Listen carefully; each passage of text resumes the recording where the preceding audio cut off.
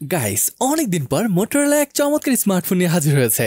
আগে তো ভাই মাসে একটা করে ফোন লঞ্চ করতো, এখন 3-4 মাস হয়ে গেল কিন্তু লঞ্চ করেনি। তবে এবার লঞ্চ করলো তাদের মোটো G67 পাওয়ার ফোনটি। এটা একটা বাজেট স্মার্টফোন। এখানে মোটরোলা তাদের সব থেকে বড় ব্যাটারি ব্যবহার করেছে। এর কিছু জিনিস চমৎকার ছিল, আবার এমন কিছু জিনিস আছে যেগুলো আসলে ভালো লাগার মতো ছিল না। সে যাই হোক, আজকের ভিডিওতে এটার প্রাইস, ক্যামেরা, পারফরমেন্স এই সবকিছু সম্পর্কে বিস্তারিত জানতে পারবো। তাই আর দেরি না করে চলুন শুরু করি আজকের ভিডিওটি। আর সাবস্ক্রাইব না করে থাকলে প্লিজ সাবস্ক্রাইব করে ফেলুন। ও ভাই, ডিজাইনটা দেখেছেন? মোটরোলার প্রিমিয়াম সিরিজের মতনই করেছে। দেখতে যে ভালো লাগছে তা তো বুঝতেই পারছেন। এখানে ভেগান লেদারের ফিনিশ দেওয়া হয়েছে। দেখুন, এটা যে দামে বাজারে এসেছে এই দামে এটা অনেক বেশি প্রিমিয়াম লাগছে। মূলত এর ভেগান লেদার ডিজাইন দেওয়ার কারণে এর তিনটির মতো কালার অপশন রয়েছে: সিলান্ত্রো, প্যারাসুট পার্পেল এবং ব্লু কিরাকাও। এই নামগুলো কেন যে এতটা অদ্ভুত হয় আল্লাহ ভালো জানেন। তবে এই কালারগুলো কিন্তু সত্যি দারুণ ছিল। এদের মধ্যে আসলে আপনার কোনটা ভালো লাগলো তা অবশ্যই কমেন্ট করে জানাবেন। ডিউরেবিলিটির জন্য এখানে ফ্রন্টে রয়েছে গোয়েলা গ্লাস 7 আই প্রোটেকশন, আর ব্যাক সাইডে মিলিটারি গ্রেড STD 810 সার্টিফাইড। তাই বুঝতেই পারছেন ডিউরেবিলিটির ক্ষেত্রে এখানে কোনো কম্প্রোমাইজ করা হয়নি। অলরাইট, এবার যদি এটার প্রোটস এবং বাটন নিয়ে বলি, বটমে ওয়াও গাইস, এখানে 3.5mm জ্যাকটা রয়েছে, দারুণ ব্যাপার। এছাড়াও এখানে পাচ্ছেন প্রাইমারি মাইক্রোফোন, USB Type-C এবং primary speaker grill. Right hand সাইডে আসলে এখানে পাচ্ছেন পাওয়ার অন অফ বাটন, সাথে উপরটাতে রয়েছে একটা ভলিউম রকার। উপর দিকে রয়েছে নয়েজ ক্যান্সেলিং মাইক, আর বরাবরের মতো এখানে ডলবি অ্যাটমস এর ব্র্যান্ডিংটা রয়েছে। লেফট হ্যান্ড সাইডে রয়েছে সিম কার্ড ট্রে, যেখানে ডুয়েল ন্যানো সিম কার্ড ব্যবহার করার সুযোগ রয়েছে। আরেকটা কথা, মোটরোলার ইনহার ফিল চমৎকার হয় এর হালকা পাতলা হওয়ার কারণে। তবে এটা একটু তুলনামূলক ভারী মনে হবে। এটার ওয়েট প্রায় 209.6 গ্রামের মতো। তবে যদি এর ব্যাটারি ব্যাপারটা চিন্তা করেন তাহলে এই ওয়েটটাকে কিন্তু ঠিকঠাকই মনে হবে। আর আমার মনে হচ্ছে 2026-এ যত ফোন আসবে বেশিরভাগই বড় বড় ব্যাটারির সাথে আসবে, তাই একে আপনি হালকা ফোনই ধরতে পারেন। আচ্ছা,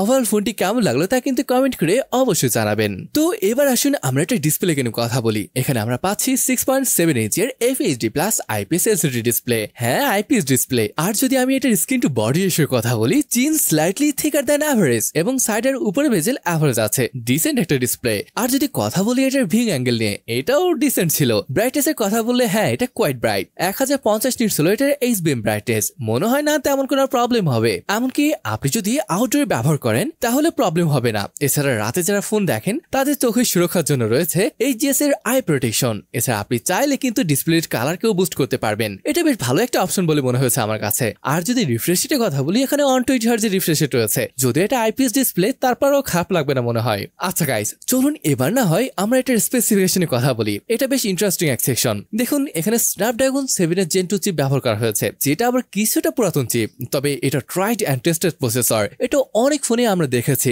পারফরমেন্সে যদি কথা বলি, এটা যে আন্তঃস্ক রয়েছে এটা 8,40,000 উপর আসছিল, মানে ডাইমেনসিটি 7300 লেভেল বরাবর বললে চলে। আর যদি ভেরিয়েন্টের কথা আসে, দেখুন এখানে একটি মাত্র ভেরিয়েন্ট রয়েছে, আর সেটা 8GB এবং 128GB LPDDR4X RAM, সাথে রয়েছে UFS 2.2 স্টোরেজ। এটা ভালো লাগলো যে এখানে 6GB ভেরিয়েন্ট এটা নেই। আর যদি গেমিং পারফরমেন্সের কথা বলি, you can play BGMI at 60 FPS। এছাড়া এখানে গেমিং অ্যাসিস্ট্যান্টও রয়েছে, কিন্তু মানে আপনি গেম খেলার সময় দেখতে পারবেন কত FPS খেলতে পারছেন। গাইস, এটা কোনো গেমিং ডিভাইস না। আপনি দৈনিক ব্যবহার, call receive, social media scrolling, টুকটাক গেমিং এগুলো এখানে আরামসে করতে পারবেন। মনে হয় না এখানে কোনো প্রবলেম হবে।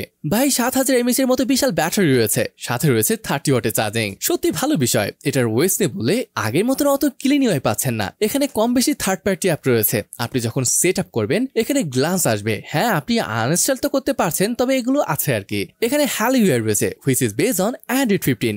তবে ভাই, এটা যে কত বছরের OS আপডেট রয়েছে সেটা জানতে পারিনি। তবে 3 বছরের সিকিউরিটি আপডেট পেয়ে যাচ্ছেন।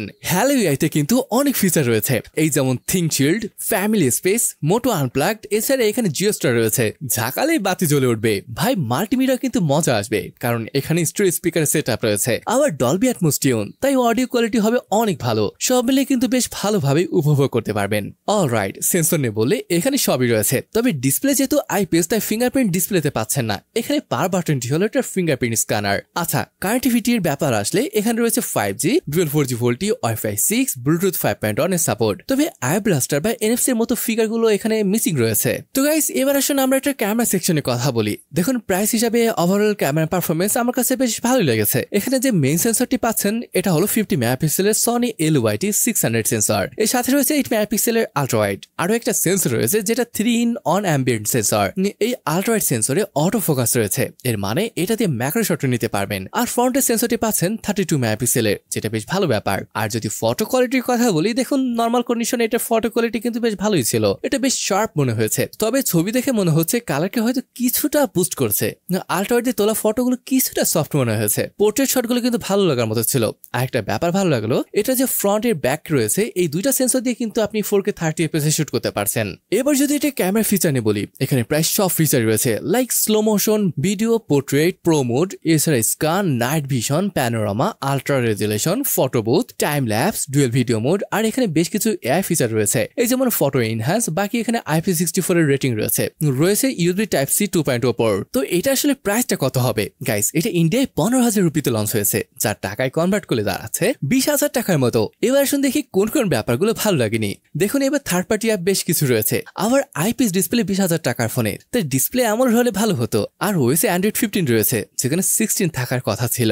আর যদি হাইলাইট গুলো নিয়ে বলি, দেখুন এটা ব্যাটারি, ডিজাইন, ডিউরেবিলিটি, এগুলোতে এটা অনেক ভালো। ক্যামেরা কিন্তু দুর্দান্ত ছিল এই প্রাইস পয়েন্টে। তো হ্যাঁ গাইস, এই ছিল ভিডিও। কেমন লাগলো তা কমেন্ট করে জানাতে পারেন। দেখা হবে পরের কোনো ভিডিওতে। ততক্ষণ পর্যন্ত ভালো থাকুন, সুস্থ থাকুন। আল্লাহ হাফেজ।